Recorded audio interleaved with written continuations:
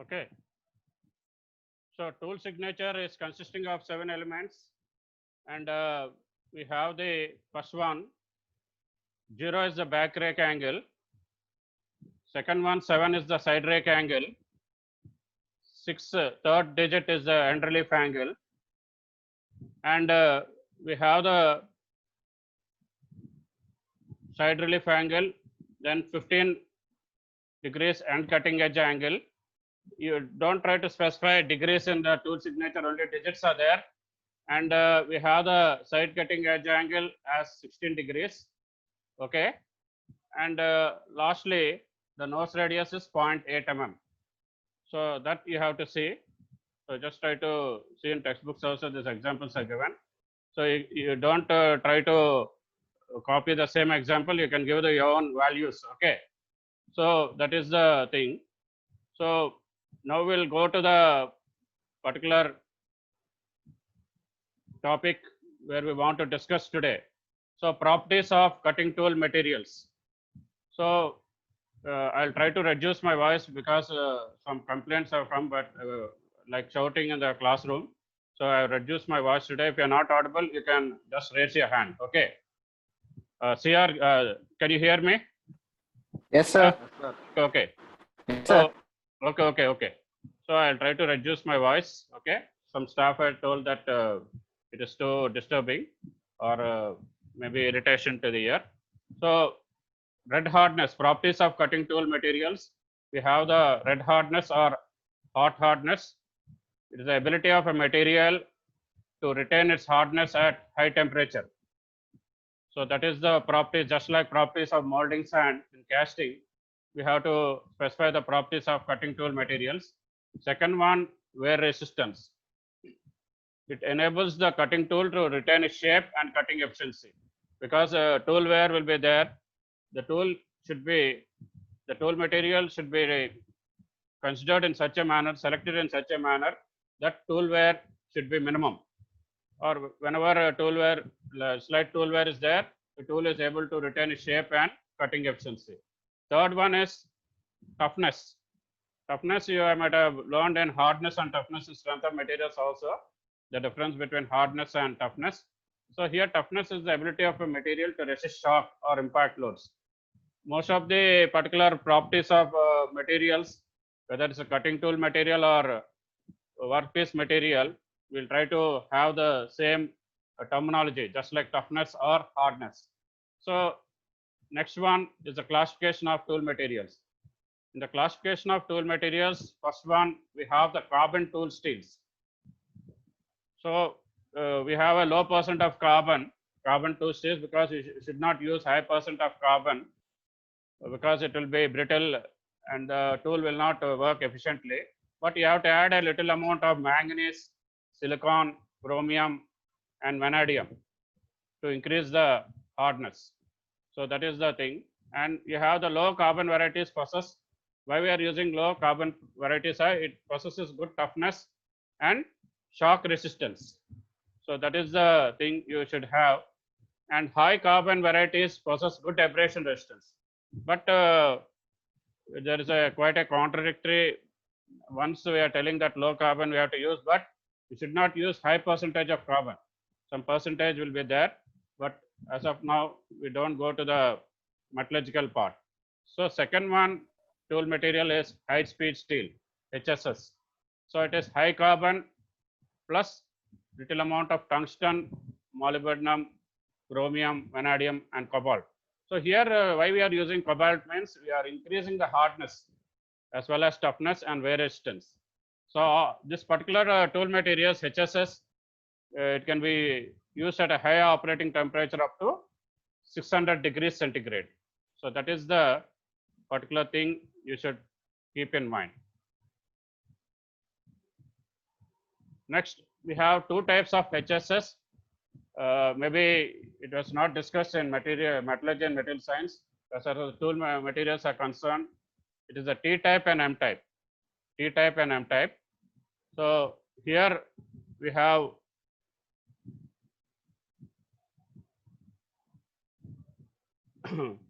So here we have that vanadium. Why we are using vanadium means it increases the, already we have seen, it increases the abrasion resistance, but a higher percentage will decrease the grindability. You should not use a moderate amount of vanadium should be used. If you're using high percentage, you cannot grind the tool. You cannot grind the workpiece because tool is for grinding or machining or metal cutting. So you have to take care of that. So chromium increases hardenability, and we have the cobalt. Cobalt already I told you is added to HSS to increase the red hardness. Already we have discussed the property of the tool material, red hardness. Third one, cast cobalt base alloys. It is a combination of tungsten, chromium, carbon, and cobalt.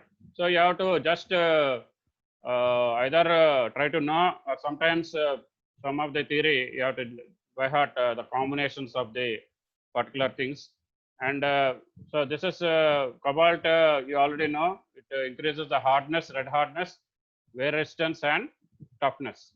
So it's prepared by casting. Some cast. Why the name cast has come? Cast cobalt base alloys means we have to prepare this particular tool material by casting.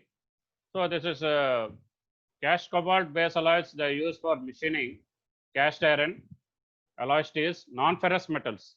So you have to know what is the difference between ferrous metals and non-ferrous metals by now, and also superalloys.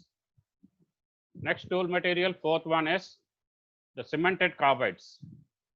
So this are carbides of this W, titanium, and tantalum, the small amount of cobalt produced by means of powder metallurgy route. So you have to know how this particular cemented carbides are made. There are two ways of preparing, but we try to follow the powder metallurgy route only. But some of the composite materials are made by the liquid metallurgy route. So you have to know that also. But here you don't need, but at least you try to have a basic knowledge of metallurgy. By what methods we are producing the tool material or any composite material. So two types are there as far as cemented carbides, just like HSS. So we have the straight tungsten carbide, cobalt grade. So it is the T type. You can say T is the for tungsten, just like HSS, and alloyed tungsten carbide grade. Straight means we try to make it the manufacturing or preparation straight. By here, in the alloyed tungsten carbide grade, we try to use some of the methods we already noted or just specified. It is the powdered metallurgy route. So once again, I'm telling you don't join late, students. I don't admit after 10 minutes. I already told you. Okay. So, okay. Take care of that. So next one, the straight tungsten carbide cobalt grade. So what is this composition? So cast iron, non-ferrous alloys, plastics, wood, glass, etc.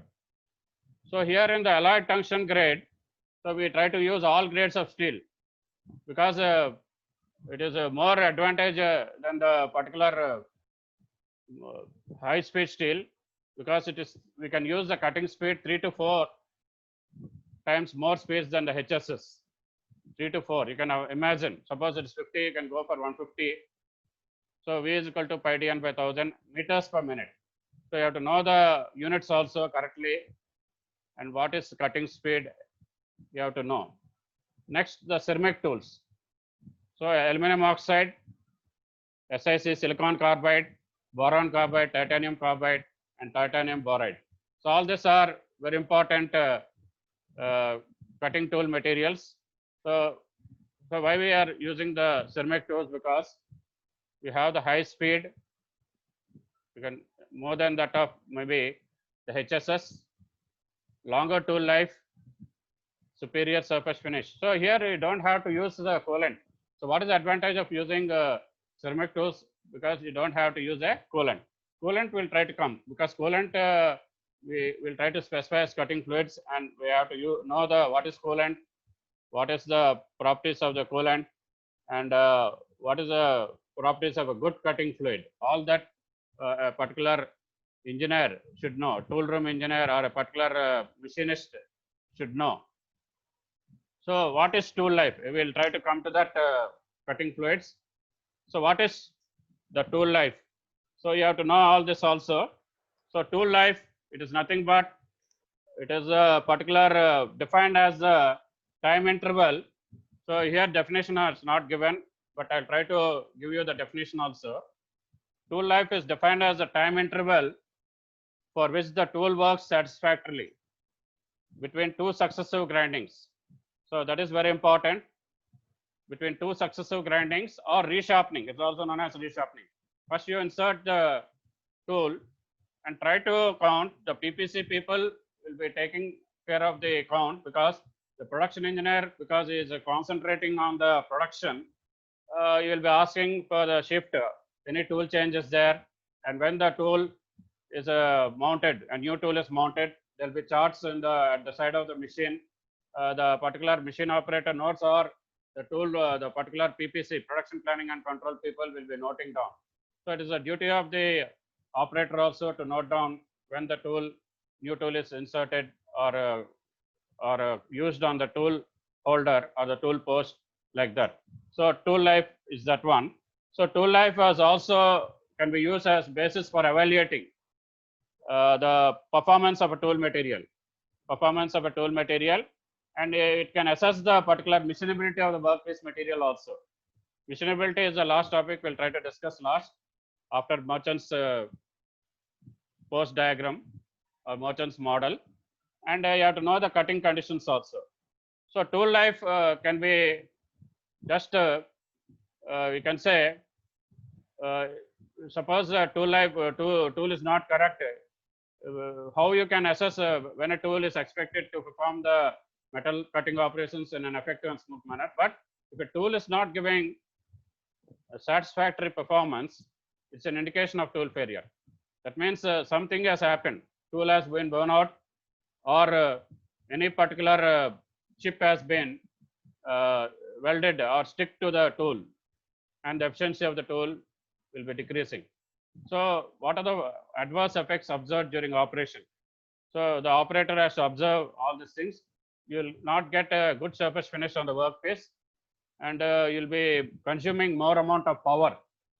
P is equal to 2.T/60, and here the work dimensions are not produced as specified.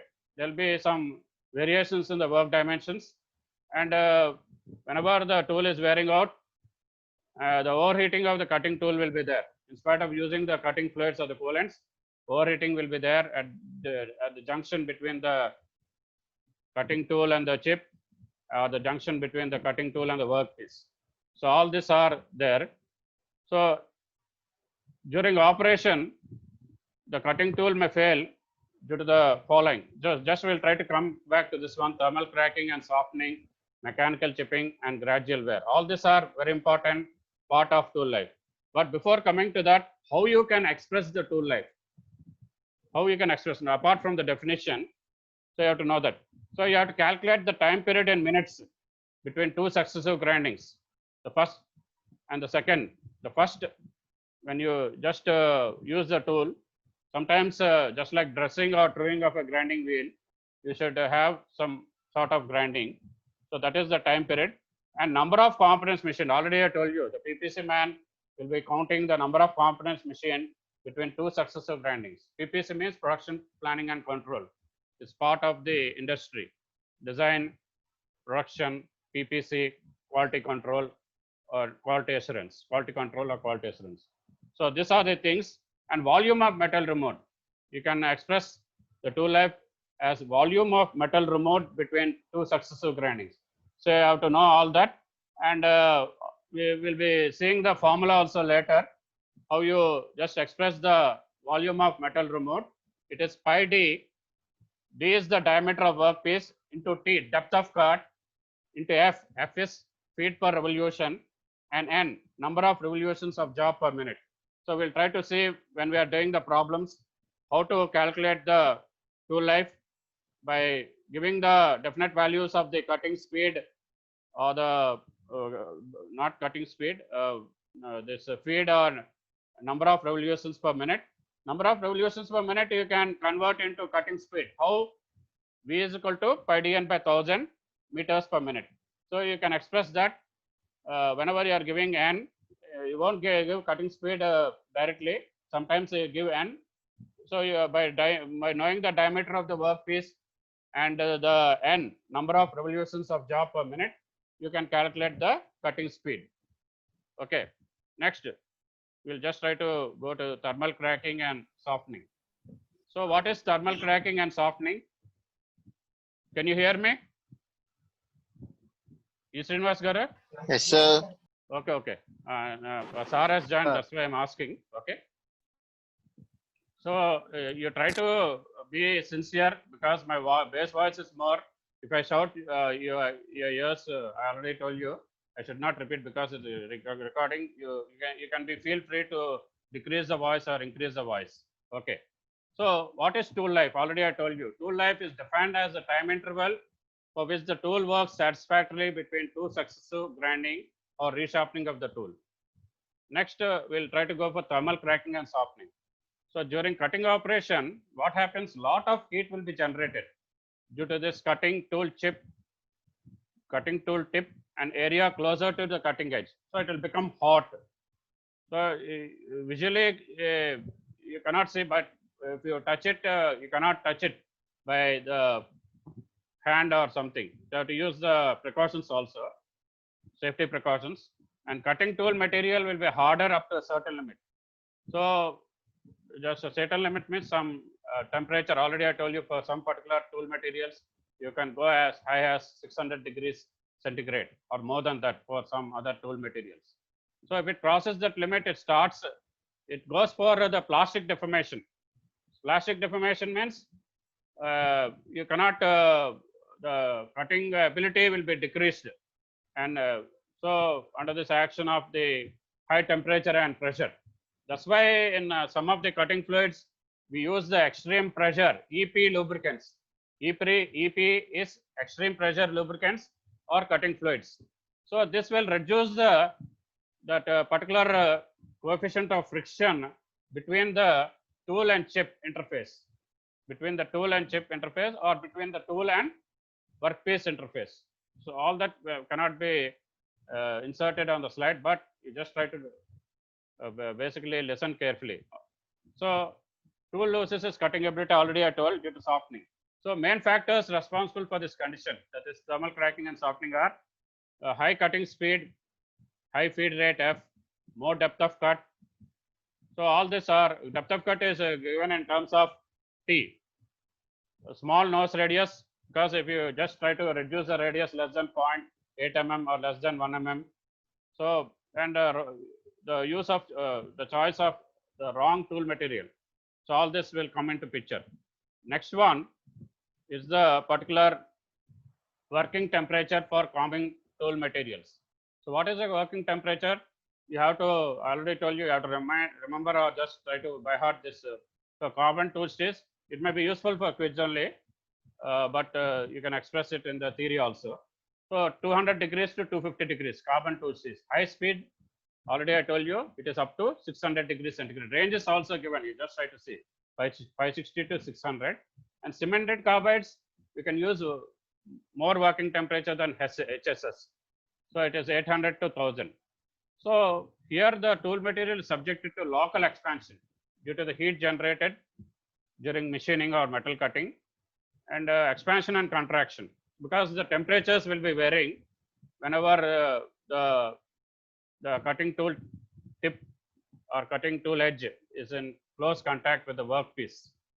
So that is there, and gives rise to thermal stresses, and this will lead to thermal cracks. You can see in the diagram also, there's a chip on the face area, and you have to see this, analyze this particular tool material after machining in the metallurgical microscope, or depends upon the particular microscopes you use, the different types. We will not discuss now. So mechanical chipping. Mechanical chipping, second one, is nothing but it is the noise on a cutting edge. You can easily, particular skilled operator or a skilled machinist can easily just know how when the tool will be failing, because small noise will be there, and these are the causes of tool failure.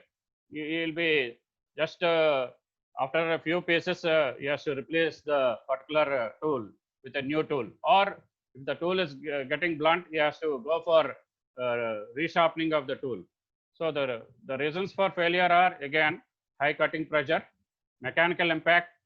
Mechanical impact may be because sometimes the tool rigidity also should be there. You should fix the tool in the on the tool post correctly, and excessive wear also will be there due to this one, and you can easily find out the machinist. And too high vibrations, because already I told you mechanical vibrations also will affect the machine, and the machine itself will try to affect the cutting conditions. So you have to use the dampers for that one in the, while installing the machine as a new machine, whether it's a special purpose machine or a general purpose machine, and the tip will be becoming weak at the cutting edge. So this type of failure is more pronounced in carbide tip. Already I told you carbide tip and diamond tools, because the particular due to the brittleness of tool material, slowly it will be becoming brittle. High brittleness will be increasing, and that means it is a cause of tool failure. So this diagram is not necessary, because this chip tip is just shown at the junction between at the tip of the tool, and all these angles are discussed yesterday. Okay, at the end cutting edge only. At the end cutting edge, the particular chip tip will be formed. Next one, we have the gradual wear.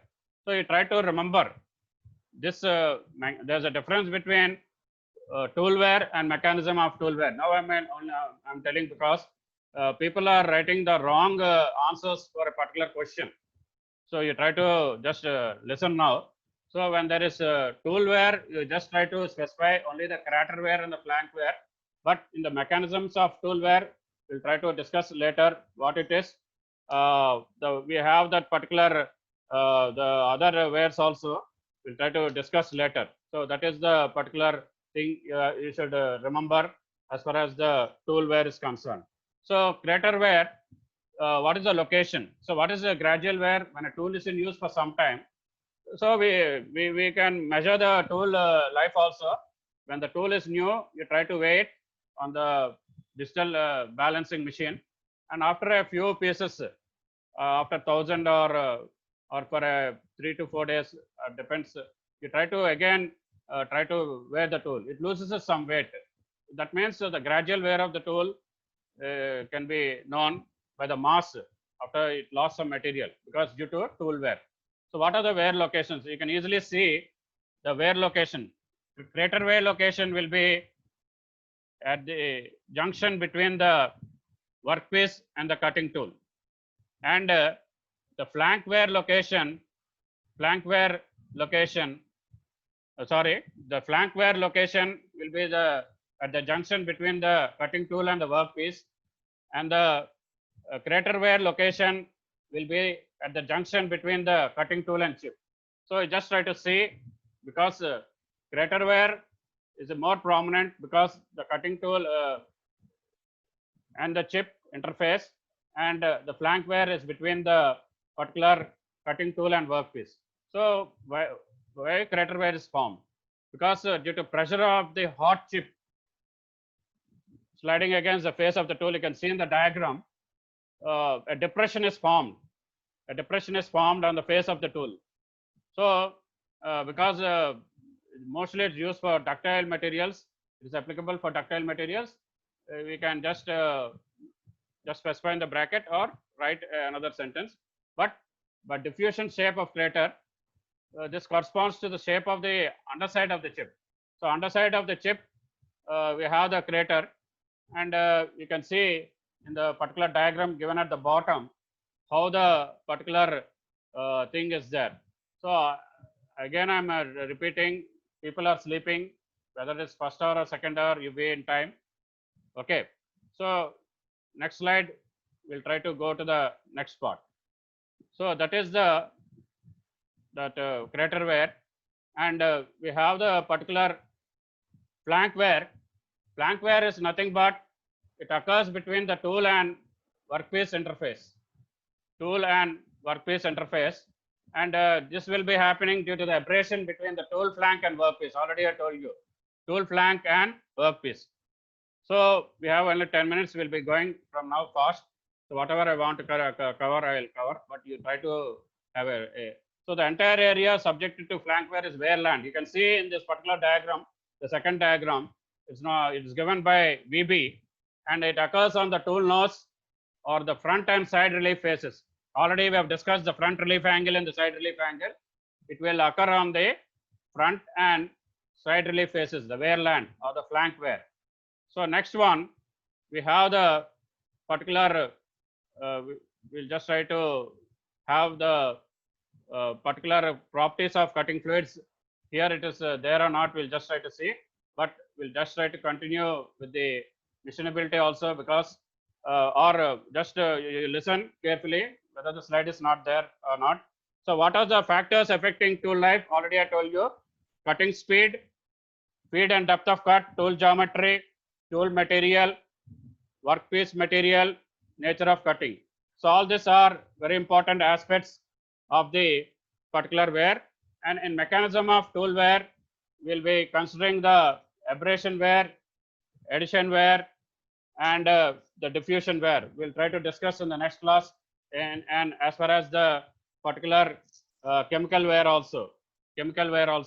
So all these are the very important aspects of the particular the cutting tool materials. Is very important, not only on the academic side, but you have to have a basic knowledge of the cutting tool materials. So all these are the things we have to have. So next, so we have the particular the properties of cutting fluids also. All that you should know also. Why cutting fluid is used, and what is the purpose of using cutting fluids, and cutting fluids are used for the following reasons. That is the cooling of tool. So you have to cool the tool, which is necessary to prevent the mechanical the metallurgical damage, and it will decrease the friction between the tool chip interface. Already I told you, and the tool workpiece interface. So that is that. So you have to cool the workpiece, because whenever the workpiece is heated up, the dimensional changes will be there, because you cannot get the exact dimensions as per the drawing. So next one, the lubricating and reducing friction. So you have to reduce the friction, and it increases the surface finish also. So all that are the particular things we have to consider, and we have the particular properties of cutting fluids also, properties of good cutting fluids. We'll try to discuss in the next class. But now, yesterday I told you I'll cover this also: chip control and chip breakers. So what is the chip control and chip breakers? We have this. So during machining, we have the high tensile strength materials. So this high strength materials, the chips are, we cannot properly control the chips, because for the continuous chips it becomes spiral, and we have to break the chips into small pieces. That's why we have to have a control of the chip, and we have to use the chip breakers as an integral part of the tool design. Whenever we are designing the tool itself, we have to consider the chip breaker.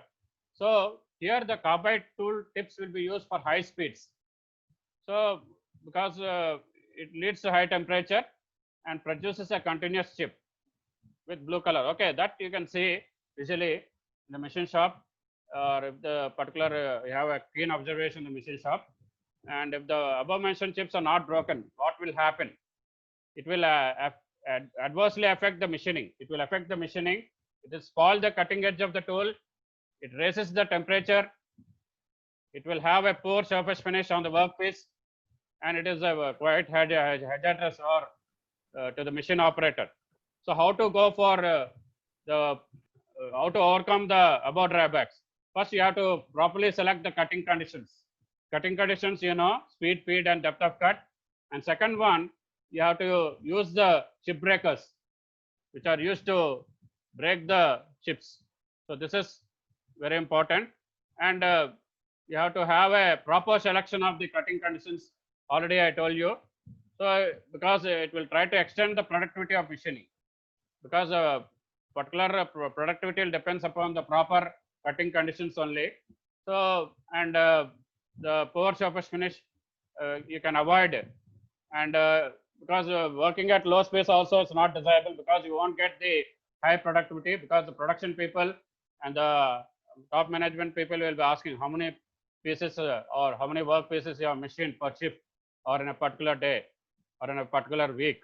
So if the cutting speed, you should not keep high also, because it will affect the surface finish. Moderate speed according to the particular tool material, according to the particular workpiece. So you have to change the feed and depth of cut is a reasonable solution for chip control. So you have to keep this particular this machining parameters under quite control.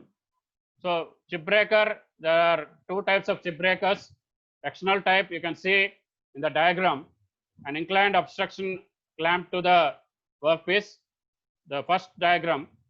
And the second one, it is an integral part. You try to make as an integral part, and we have to just go for the particular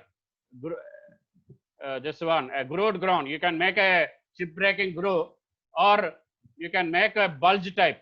In this particular diagram, you can see this is the groove type, and this is the breaking bulge, and this is the breaking bulge. So all these are very important parts, very important types of chip breakers: external type and integral type. And you can have the cutoff carbide insert with an inbuilt advanced chip breaking groove. So all these are very important for this one. So all these are very important, and these three people have entered now. Just only coming for attendance. I will not allow them into the meeting. Sorry for that, because already I told you for the past 2 days. Okay. So next, we have this particular things, and we have the particular workpiece. You can see the particular chip breaker there before and after, and this is the chip. So how the chip is being broken before it is there, and how it is being broken and it's being taken away from the particular tool, the chip. So that is the thing. And here we have the chip, how to clamp the chip breaker. We have to use the clamp, whether it is here it is the bulge type, or sometimes it is a groove. So groove clamping is only used for the bulge type. So this is the rake face of the tool, you already seen. And so a lot of disturbance, because if I'm not clicking, the figure is not being there. So and we can have the radius also. So can we have a radius type on the tool? So just like that, we can have a radius. So what are the types of chip breakers? We have a positive rake and a zero rake. Already I told you, we have discussed yesterday the positive rake and the zero rake also. Zero rake is used for the brass material, and positive rake for the HSS. So all that we have discussed yesterday. So chip breakers are very important control, very important part of the particular things. So that is the thing. And next class we'll be discussing the properties of cutting fluids, and whatever theory part is there, I'll try to finish it. And Monday I'll plan for the Merchant's diagram, because it is a particular derivation. The diagram you have to properly practice, and properly practice the diagram also. So that is the particular thing you should have. And in the mechanics of metal cutting, we'll be knowing all this in the Merchant's diagram. So plastic flow takes place in a localized region. That localized region is known as the shear plane. All these are the keywords we can have. CR, have you taken the attendance? CR. You Srinivas, sir? Yes, sir. I took, sir. Okay. So sheared material, it begins to flow along the cutting tool face in the form of chips. All this will be discussing in the mechanics of metal cutting. the mechanics of metal cutting, or you can say orthogonal cutting, because yesterday I told you what is orthogonal cutting, 2D machining, and the oblique cutting is the 3D machining, and how the flowing chips will cross tool where already we have seen.